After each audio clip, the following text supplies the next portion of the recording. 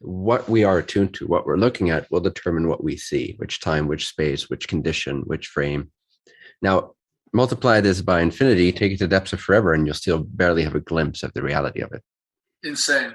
Right? But that's in a very simplistic form. That's the mechanism. Every frame, every possible configuration of subatomic illusory particles exists here now. Every version of reality, every version of the universe coexists here now. What enlivens it, what animates it? A movie isn't animated until a camera, or the reel of pictures is put in a certain order and it passes through the lens or the light of the projector. The light of the projector is your consciousness. Right now, you're shifting through billions of parallel configurations of energy that form different forms and shapes and vibrations that the illusion of your senses is interpreting into sounds and visuals and so forth. So you have a picture, you have a feeling, you have this dreamlike experience. How that dreamlike experience moves and evolves, it's always moving, but it depends on where you place the projector light of your consciousness. If you are attuned to a particular storyline, if you're invested in it, if you're expecting it, if you believe in it, if you think that's the way that it is, then vibrationally, you are tying yourself to certain images that match that vibration, to certain dream images that match that quality of your attention or your will, your expectation. So this is the power of assuming something else to be true so that you shift your coordinates, your vibration of that projector light. So you will see a different area of possibilities, a different area in the room of here and now. To you, it will seem like it came after this and like it was like the world changed from picture A to picture B to picture C. And you can recognize, oh, this is a pretty dramatic shift. When I changed myself, the world seemed to change pretty dramatically. Seems like the world evolved, but really, you just took yourself in typically quite a logical sense. It seems logical to the mind, typically how things unfold. It's like, oh, that's cool, that happened. Yeah. It has linearity and continuity in a weird way. Well, that's in a sense designed that way to sustain the illusion. Otherwise, it would lose its functionality. Just like when you have a dream where it's just so free that suddenly you're in China, then you're on a different planet, then you're talking to your mom, and now you're making love to your future partner. And it's like when there's no cohesion, you cannot learn certain lessons. You cannot develop certain balances as a consciousness. You cannot self-realize and self-actualize in quite the same way without some limitation, structure, and linearity and logic. Yeah. So it's not a solid limitation. We can transcend those boundaries. We can create more breathing room. We can dissolve some of the limitations. But we do have to understand that some of those linear interpretations or rules or seeming laws are there for us so we can have a more linear experience reflected to ourselves, which provides our consciousness with very specific lessons and balances and expansions. But essentially, the mechanism is to understand that everything already exists. And then more specifically to your how questions, visualization is simply a way for you to imagine a different reality when your light is still shining on picture A. You're imagining picture B. You're visualizing picture B. You have an idea of what it could look like, what it could feel like. So you're picturing it, you're feeling it, you're imagining it. If you do that, it's not that you're creating that reality using visualization.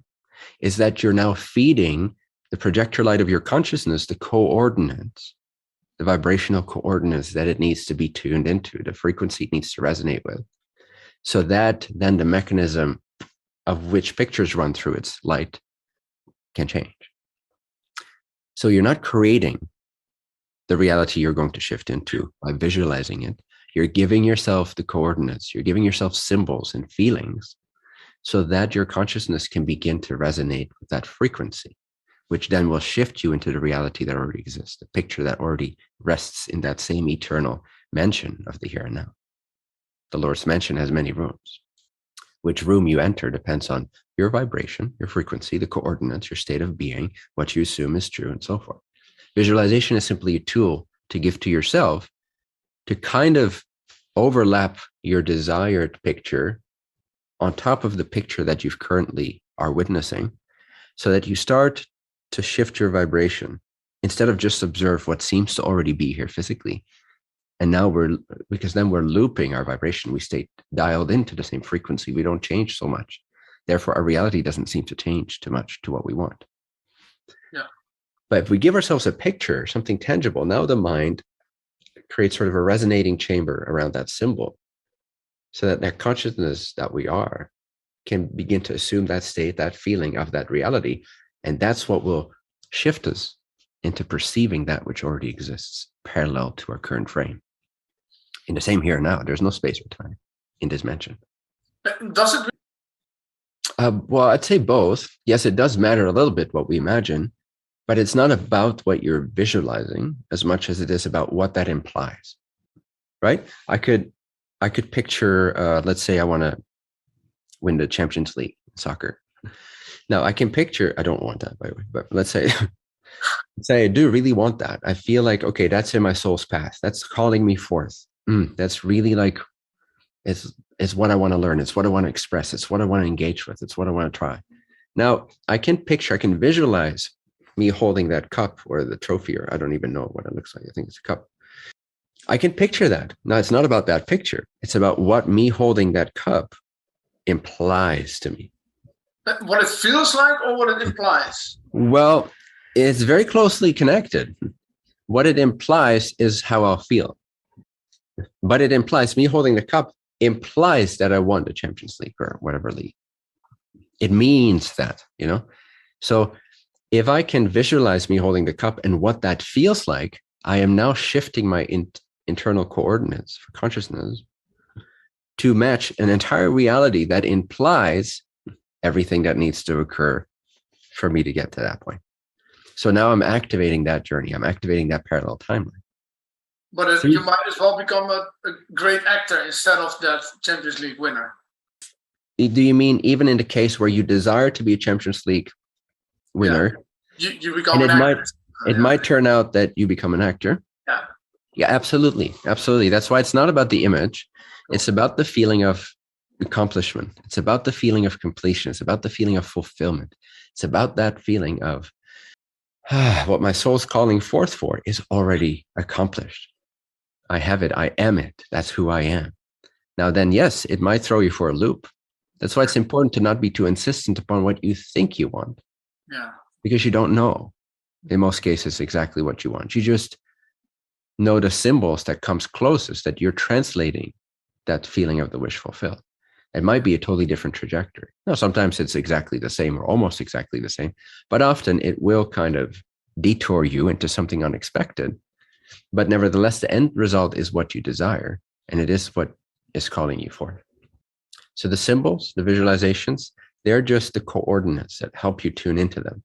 But it's more about what that implies, what that means must be true, what you assume, and therefore you will feel different. You will feel fulfilled if that imagination comes with a sense of, this is who I am, and this is already accomplished, and this already exists.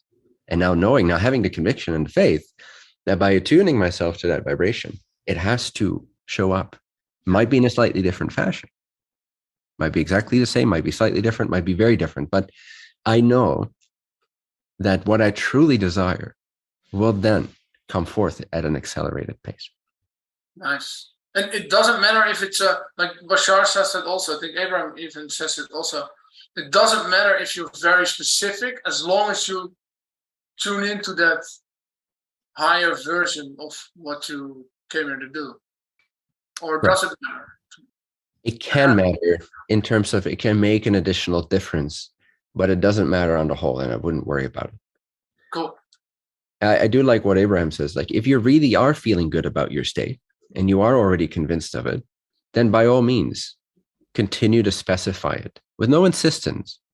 But if that makes it even more alive for you, if it makes it feel even more real for you, then you can do that. If it makes it feel farther away and like, but if it has to be that specific, then I'm not sure if I believe this particular aspect. Then back off, go back to the general feeling of the wish fulfilled or the destiny fulfilled or feeling that satisfaction as already here and now. So you don't want to get so swallowed up in the details that you become insistent and that you become stubborn and that you start to have resistance to it and you start to not believe in it. You want to keep it airy-fairy enough, general enough, breathable enough, faith-based, mystery-based enough. Yeah, surrender-based in that sense, yeah. to where you can maintain at a healthy sort of steady pace a confident feeling of fulfillment. That is crucial. That is the most important thing. The specifics will come anyway. They will show up in your life, and then you'll believe them. Yeah, I see things are being put in my way that I couldn't think of.